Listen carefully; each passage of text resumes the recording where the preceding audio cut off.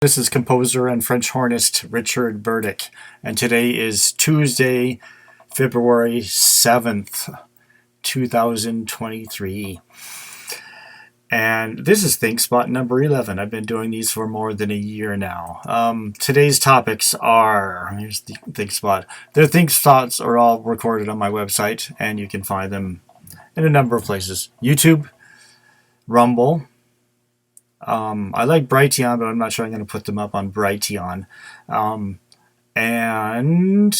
ThinkSpot, my stuff on ThinkSpot. ThinkSpot.com, it's Jordan Peterson's site. And Jordan Peterson did a great video the other day. And then Turley Talks did a really great video talking about Jordan Peterson's great video. But once again, this video is made for kids to, especially young composers and French horn players who want to just get a sense of what it's like to be a professional French horn player or composer. Here we'll go back. Let's see, today, what have I been doing? BandCamp. I love BandCamp. The music is up right away. You should follow me. There it is. You go to richardoburdick.bandcamp.com. You should find me. I have this recording out. Cd69 Gumpert. It's Gumpert. It was published with the name Gumpert, but it's Gumpert Quartets. He made 4 volumes. I'm mastering volume 2 right now. Romantic music for the horn quartet. I assume these are written in the 1880s. All sorts of wonderful arrangements for horn quartet. It's just beautiful stuff. Folk songs, polkas, waltzes, some chorales. Each book starts with chorales, and it's just wonderful. I did it when I was healing last year after a surgery, and I took it easy and recorded these beautiful pieces. That's the new recording. The newest composition is 320, Opus 320.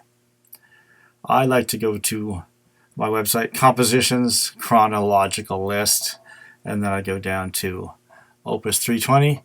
NLP number 1 is how I listed it here for violin, horn, and piano. I just finished the video. I just uploaded the music, so the video's not up yet because I haven't done that. I'm doing that today. The sheet music is now on Score Exchange. I like Score Exchange, but I like Music and Neo better, and they take a day to process. $12 for it's a hard horn part. It goes up to high C, and it's written for horn in A, so you have to transpose, but the outcome is a beautiful piece. And, oh, do I have it? I bet I have it right. Okay. Oh, here's the video.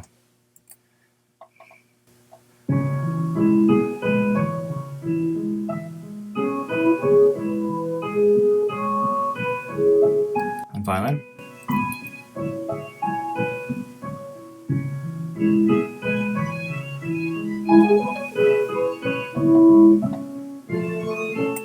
So I was working on that this morning, and the recording's done, the sheet music's published, and things are coming along. Bells are ringing. Okay, that's published. CD69's out. Nice little piece. Number 1 is out. What else do we have? Okay, someone asked me about the Solfeggio Scale. And I looked into this. It's going to be Opus 341, and I'm going to record that this afternoon. I have it written, just a little piece to explore the Solfeggio. So what I hear is people droning these pitches, like 528, and saying it opens your heart. And then I assume, like, oh, you can see God by listening to 963 or something like that. And it's apparently an old system. So I've looked into it. I recorded it, got it in tune to these pitches, all 7 tracks, 1, 2, 3, 4, 5, 6, 7 tracks in that tuning. I found only 10 nice harmonies between these 7 tones. So if I was going to treat this as a scale, which is how I like to start with music, since I do scales based on the I Ching, like this one, where it's negative, positive, negative, and then the perfect fifth separation to positive, positive, negative. So then I get the scale, in this case, G sharp to A, negative, half step, A to B, whole step, B to C, half step, and then it's separated by a fifth. This is, you know, D sharp, should be D sharp, but because of how it works, E flat, same as E flat to F, whole step, etc. So this is the key, which I titled Group Effects. Traditionally, it's I Ching number 11 in the normal book. What's 47 in the traditional book, 11 on the Shaoying Circle. And so my title is Group Efforts. And its tonality is 396. So this scale in my system of microtonal I Ching scales, 396, that's that one. It's a at 440, it's a G plus 23 cents is 396 at A440. Okay. This scale doesn't fit. So even though it's the right tonality of 396 hertz as the fundamental, this scale, 0818, my title, wrong place. This scale has all the tones of the Solfeggio. G plus 23, this is at A equals 440. G sharp, circa plus 25. I wasn't able to get the exact. C plus 20. E minus 45. It's hard. F sharp exact to A440. So that's the one pitch. The 740. Well, I have it at 740. He has it at 741. The throat chakra is in standard A440 tuning. Well, that's interesting. It makes sense because that's the musical chakra. And then G sharp plus 44 and B minus 48. There's hardly anything that sounds good together. As I said, there was 10 good harmonies. And so on my piece I used all 10. And so what it says to me is that, yes, this is probably like tuning used in the old times when they didn't use harmonies. So they could have some weird pitches, but like a high G, and a high C. So still there's a half step between G and G sharp basically here. But still it's a half step. So it's not like, start the C major scale. This is not anywhere near tuning, but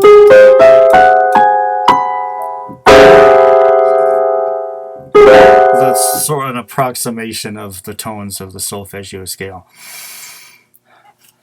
There's no good harmonies. Anyway, I'm going to record the piece today, and I think it's a bunch of hooey, actually. My official statement is using the Solfeggio scale is a bunch of hooey. Yeah, I can understand that droning 528 might open your heart. It might be really good for that. Or stabilizing your life with the 396 and droning like it's done a lot. But to make this into a musical work using these frequencies doesn't make sense to me, except the way I'm going to do it, and I'll have it released soon this week. Basically a single melody with a few harmonies, like the old days, Gregorian chants kind of stuff. So is that it? The newest piece of music. I've completed Opus 321. Handsome Horn Solos Volume 2 is complete. I'm finalizing. There's no video yet, and you can't buy the music yet. Work in progress for now. It's actually all written. It's all written, and I'm doing edits and recordings, so I'm working on that. Some of them got pretty hard. In Wagner's Siegfried Idyll. That's the first piece I've seen where a composer writes like horn in F and then no space to a different key, like horn in D. So you're going along playing natural horn with your hand in the bell, and then you're in F, and then you have to switch to D, and then you play it like a natural horn. That's what Wagner did. Except he also wrote a B flat, which is basically an impossible note on the natural horn. written B flat, whatever key it was. So I think he's really not so good at writing natural horn. That's probably why horn players hated him. I think it was Richard Strauss's dad was the horn player for Wagner. Some of these horn solos later on, like 28 and on, I started doing that. It's pretty fun. It's hard work, and it takes a lot of learning to do. Like one of them was A flat horn and E horn. So you have to play it on a double horn, in this case a double horn. E, second valve on the F horn, and A flat, 2 and 3 on the B flat horn. Back and forth, and then play it, switch, and then play like a natural horn.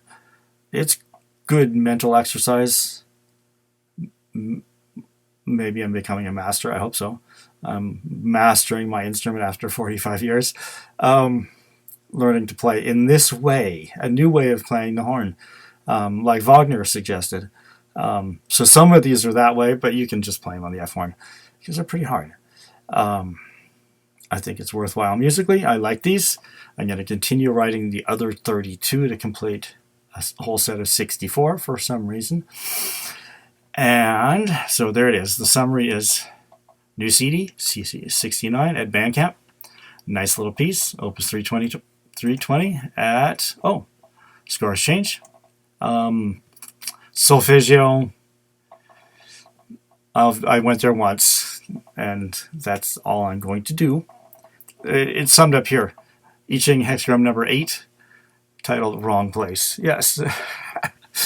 Looking at this solfeggio, for me, looking at solfeggio as a musical inspiration, wrong place. Don't go there. So I went there once, found out not to go there, and that's how you do it. Thanks for watching today, and keep thinking, and so long for now.